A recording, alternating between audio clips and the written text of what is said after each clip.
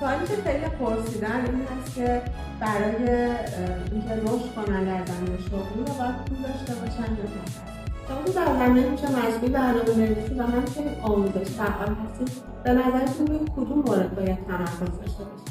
3 تا دلیل واضح و شفاف بهتون میگم که روی 3 تا دلیل کلیات رو قراره با هم بفهمیم. 1. تخصص یک موتور پولساز دائمیه. دلیل دوم اینه که تخصص تو هر کاری و هر پروژه‌ای بری کنارت میاد و یه جورایی ازت نمیتونن بگیرنش.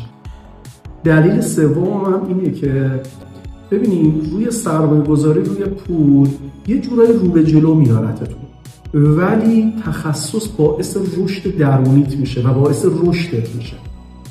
پس اگر قرار باشه بین پول و تخصصی که انتخاب کنیم، انتخاب درست قطعا تخصصه، به دلیل اینکه تخصص میتونه پولساز باشه و همچنین وقتی ما تخصص جدید به خودمون اضافه میکنیم باعث رشدمون میشه و این باعث میشه که اعتماد به نفسمون بره بالاتر و همچنین قدرت انتخابمون افزایش پیدا کنه. بچه‌ها نظراتتون رو برای من حتما کامنت کنید، خیلی برای من مهمه. و اینکه جلسه بعدی یه چالش داریم که کلی مسائل برای ما شفاف